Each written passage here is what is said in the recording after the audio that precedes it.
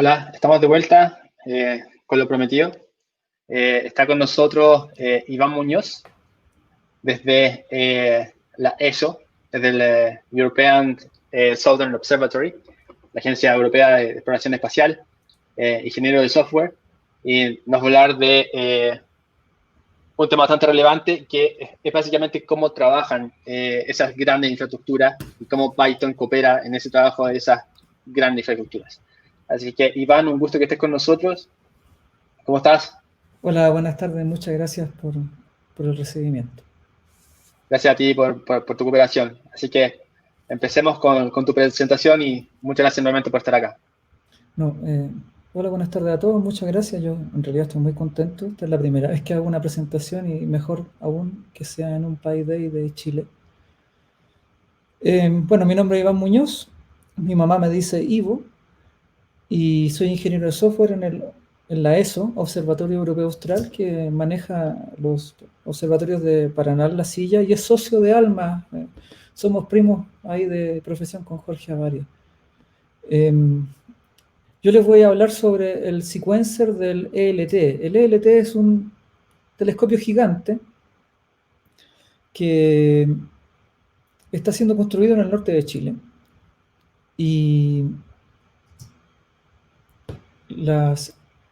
tanto las operaciones como las observaciones científicas eh, eh, requieren visibilidad. En este sentido,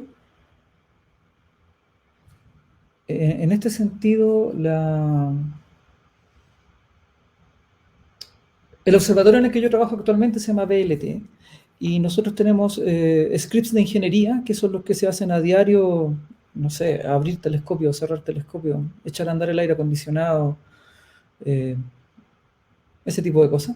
Y también están los scripts de observación. En la presentación, que en este momento se ve horrible, no sé por qué.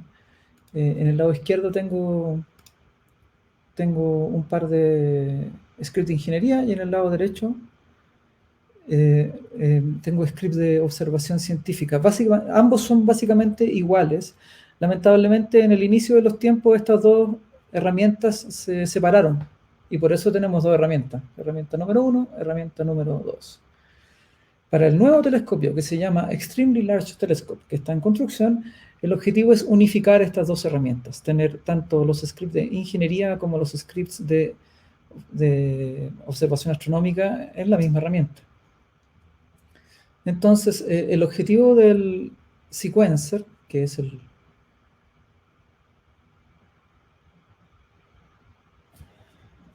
disculpen, estamos viendo el problema técnico de la presentación.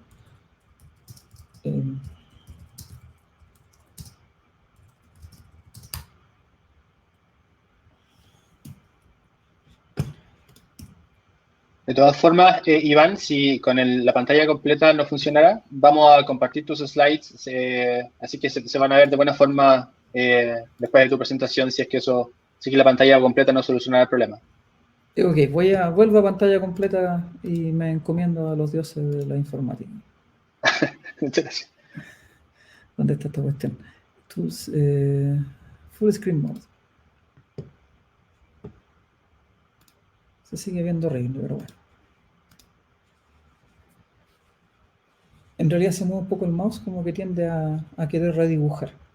Bueno, los objetivos básicos de la herramienta del sequencer del ELT son unificar la herramienta de ejecución de scripts y de ingeniería, o sea, unificar la herramienta de ejecución de scripts de ingeniería y de observaciones científicas en una sola herramienta nuevamente.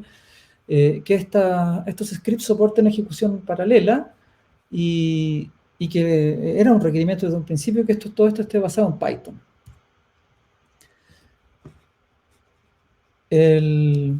Entonces, esta herramienta se llama sequencer porque se ejecutan secuencias tanto de ingeniería como de observación científica.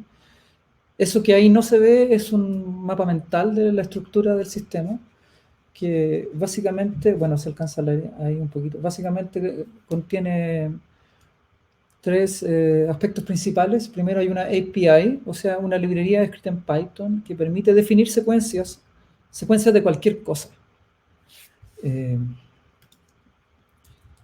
Efectivamente aquí por interno le estamos echando la culpa al Mac, sí. yo estoy trabajando en un Mac, el lado rosa de la fuerza.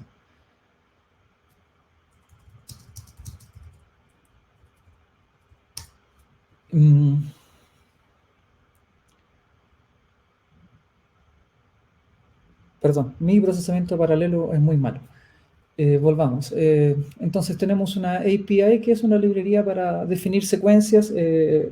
Insisto, son secuencias en Python de cualquier cosa. Lo hice a propósito. Lo hice a propósito así para que sea independiente del ELT, del VLT o del sistema en el que se esté ocupando, con la esperanza de algún día desbancar a Airflow, probablemente. En segundo lugar está el Sequencer Engine, que es el motor que ejecuta las secuencias que ustedes definen. Y en tercer lugar tenemos herramientas de observación que le permiten al usuario ejecutar la secuencia, visualizar la secuencia de manera gráfica. Hay otras herramientas que están en desarrollo como la GUI y bueno, ese tipo de cosas. Voy a la siguiente página. Era para el otro lado. Iván, estoy transmitiendo el PDF de tu presentación. Si gusta me va guiando y yo voy cambiando la página. Estamos en la página que se llama Motor de Ejecución. ¿Sí? Perfecto. Muchas gracias. Que viene a ser... espérate, quizás me adelanté. No, perdón. ¿Para qué lo hago? Déjame devolverme. Te digo al tiro en qué página estamos. Después del monito en colores, esa que dice Sequencer API, la que tiene un grafo, un mono negro, N1, N2, NN. La última de ahí de eso. La que está ahí central, sí. Bueno, retomando la idea, vamos a comenzar describiendo un poco la API del sequencer. A continuación voy a mostrarles un par de ejemplos y después les voy a explicar cómo se ejecutan estas secuencias, o sea, cómo se hace para que esto funcione. Primeramente, las secuencias son modeladas como un grafo. En inglés esto es un DAG, grafo acíclico no dirigido. La figura ahí muestra un estado inicial, que es la bolita negra. Luego 3 nodos, nodo 1, nodo 2 y bueno, un nodo que es genérico, muchos a continuación. El modelo de una secuencia es que cada nodo es una secuencia en sí. Una secuencia es una función de Python o un script completo, son embebibles. Y los vértices definen el flujo de ejecución y por lo tanto las dependencias. En este caso, para poder ejecutar el último nodo, n sub n, primero tienes que haber ejecutado todos los anteriores, incluyendo n sub 2, previo a n sub 1, y haber ejecutado el estado inicial S al principio de todo. Bueno, ese es el modelo en general, un grafo, con flechitas que indican las dependencias y las pelotitas indican un nuevo grafo que está embebido o un script muy simple. Los nodos son de diferentes tipos. Entonces, estoy en la siguiente página, Chris, que se llama esa, Action in Thread, Sequence, Parallel Loop. Esa, muchas gracias. Por el momento tenemos solamente definido estos 5 tipos de nodos, que son Action y Action in Thread. Estos son los 2 nodos más básicos y que asocian a un nodo de la secuencia un calable de Python, o sea, una corrutina porque esto está basado en async.io, o un calable simple, un método, una función. Por eso se llaman Action y Action in Thread. Los calables simples, una función o una corrutina, una función o un método, se ejecutan en un thread. Por eso hay que meterlos en un nodo que se llama Action in Thread. Las corrutinas entran en nodos que se llaman Action. Después tú puedes definir secuencias. Una secuencia es una colección de nodos ejecutados en secuencia, uno detrás del otro. Hay otro tipo de nodo que se llama Parallel, que, bueno, de nuevo, es una colección de nodos que se ejecutan en paralelo. En el paralelo al estilo de async.io, que se llama, en realidad esto es pseudo-paralelismo. Y finalmente hay un nodo que se llama loop, que te permite ejecutar repetitivamente una colección de nodos mientras una condición sea verdadera. Yo incluso creo que es demostrable que esto es Turing complete, pero no es necesario que hagamos eso en este momento. Siguiente página, por favor, Chris, esa Sequencer API, principios de diseño. Los principios de diseño de la API del sequencer son los que se describen acá. Los paso a enumerar. Primero que nada, la PEP 20 de Python. Explicit is better than implicit.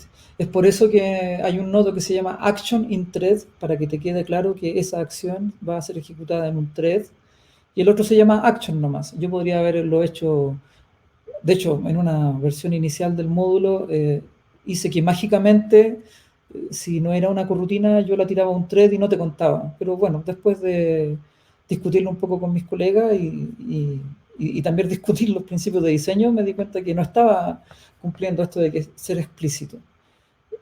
Insisto, explícito es mejor que implícito. Me interesa mucho que la API sea concisa, es decir, que usted, el usuario, no tenga que escribir mucho para lograr una secuencia y que ésta pueda ejecutarse. Me interesa que la API, que es lo que yo estoy haciendo, sea fácil de probar, así como que las secuencias que los usuarios escriben también sean fáciles de probar. Para eso me interesa que se soporte de manera transparente las herramientas de chequeo estándar, como PyFlakes, PyLint, PEP8, etc. Y en sí la API debe promover la reutilización de código, porque finalmente este código representa acciones físicas, insisto, como prender el aire acondicionado. Entonces tú puedes escribir una secuencia que encienda el aire acondicionado de un telescopio, o tú podrías desear incluir esa secuencia de prender el aire acondicionado en una cosa más completa, como cerrar el telescopio durante la mañana, y no quieres escribirlo de nuevo, tú simplemente quieres volver a utilizar la secuencia que ya sabes que enciende el aire acondicionado. Vamos a la siguiente página, por favor. Ay, no se ve, qué lástima más grande. Bueno, este es un ejemplo de la API del sequencer. El cuadrado negro que está ahí abajo es una captura de pantalla de la secuencia ejecutándose. Lamentablemente no se ve. Bueno, vamos a la API. En este caso, no, te pasaste. Sí, es el único visor de PDF que muestra los ejemplos es el Acrobat Reader. Todos los otros no lo soportan por algún motivo. O el Evince de Linux también parece que él lo soporta. Bueno, sin embargo, al inicio de este slide, que ejemplifica la API del sequencer, tenemos un grafo que tiene dos nodos, el doA y doB, que son los nodos en blanco, más el nodo de inicio en negro y el nodo final en negro también. Muchas gracias, Chris, por marcar el doA y el doB. La función doA es una función muy simple que solo imprime A, obviamente, y la función doB también imprime B, pero tiene la característica de que es una función asincrónica. Por eso tiene el async al principio. Y para poder crear una secuencia que ejecute estos dos nodos uno detrás de otro, entonces vamos a usar el nodo sequence. Entonces vamos al método crear secuencia, create sequence, que está al final del código. Muchas gracias. Entonces, yo siempre he considerado que Python es un lenguaje que se caracteriza por utilizar convenciones. Por ejemplo, los métodos privados en realidad no son privados, solo comienzan con doble underscore o con un single underscore. Y entonces Python sabe que no lo tiene que mostrar. Esa es una convención. Si tú te lo propones, puedes ingresar y ver esos métodos o esas variables privadas. En el caso de la API del sequencer, para crear una secuencia, tú tienes que crear un método en tu módulo que se llame createSequence. También hay otro método de hacerlo que lo voy a mostrar a continuación. Entonces, hay dos convenciones para crear secuencias. Entonces, cuando el ejecutor carga un módulo, este módulo que estamos viendo aquí, él va a buscar el método createSequence, ahí lo encontró, y ese método createSequence lo que hace, dice, mira, voy a crear una secuencia, un nodo del tipo secuencia, eso significa que vamos a ejecutar los nodos en orden. El primer nodo va a ser un action in thread, porque es una función normal, no es una corrutina. Y el segundo nodo va a ser el tipo action, porque es una corrutina. Y esas son las que a mí me gustan.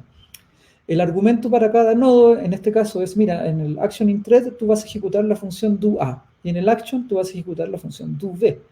Y aquí hay hartas cosas interesantes, y es que en Python las funciones son ciudadanos de primera clase. Tú puedes tomar una función, pasarla como parámetro, copiarla, ejecutarla en el momento que tú quieras.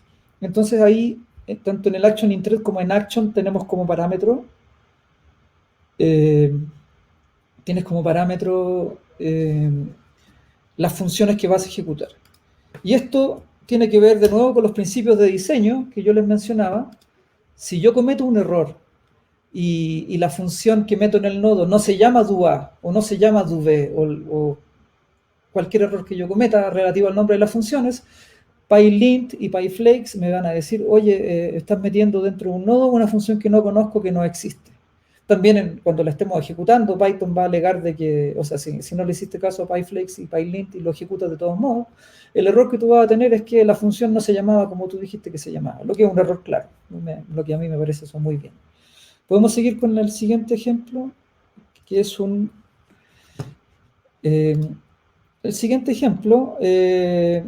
sigue avanzando, por favor, Chris, porque lo pensaba mostrar en partes, pero lo vamos a mostrar completo. El siguiente ejemplo es un nodo que se llama loop, que bueno, en el cuadrado negro deberíamos ver el loop corriendo, lo que lamentablemente no se ve, pero si ustedes lo cargan con el Acrobat Reader PDF lo van a poder ver. Primero que nada, esto muestra la segunda manera de crear secuencias en el que definí una clase en lugar de un método, definí una clase, la clase tiene que llamarse TPL, si no esto no funciona, y la clase tiene que tener un static method que se llama create, que es el que tenemos al principio. Entonces, el static method create es el que el ejecutor va a buscar.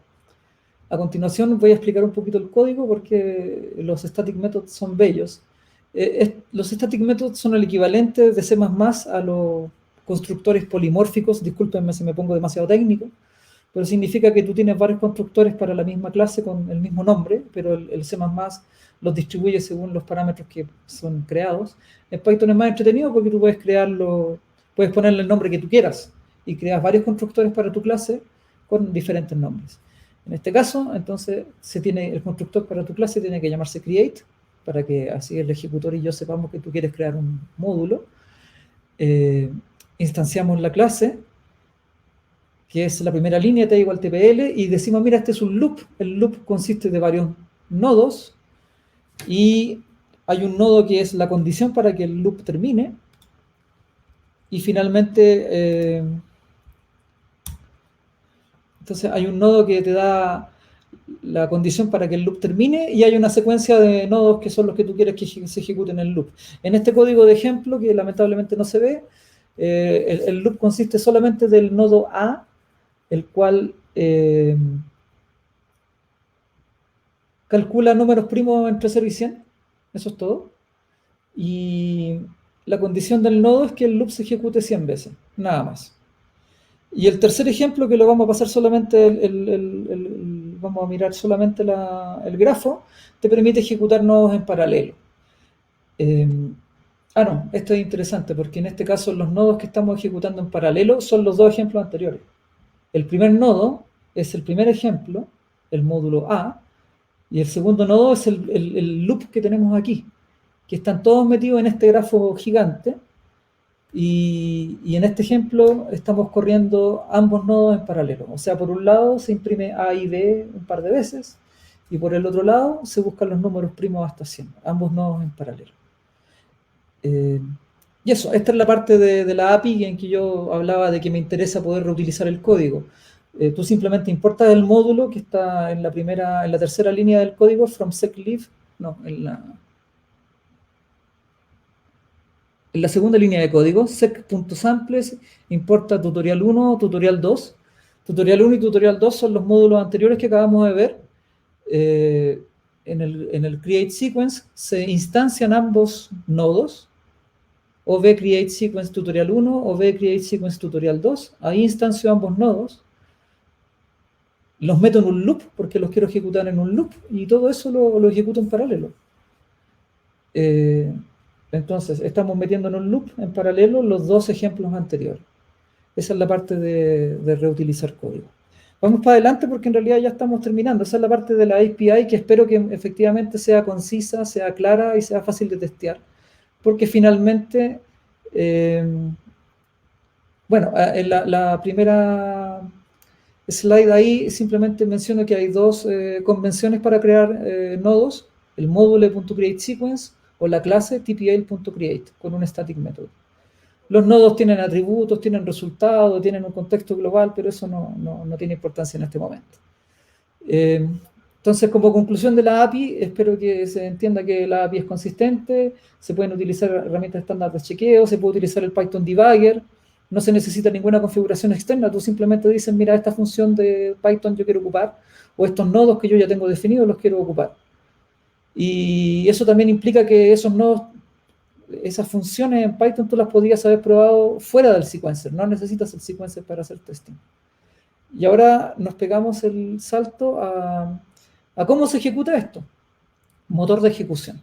Cuando ustedes definen una secuencia, que es lo que vemos ahí, en que en teoría yo digo, mira, aquí hay un nodo paralelo, a continuación hay una secuencia, y después tengo dos acciones que significa que son o métodos o corrutinas, y meto todo eso en una secuencia para ser ejecutada una después de otra. En realidad el sequencer lo que va a hacer, y ahí pasamos a la siguiente slide, lo que el sequencer va a hacer va a decir, mira, el primer nodo es paralelo, y lo abre y lo expande de la manera en que ese nodo paralelo está definido. El nodo paralelo consiste de los nodos que están ahí vistos, P1, P2 hasta Pn, donde cada uno de esos nodos en sí podría ser otra secuencia.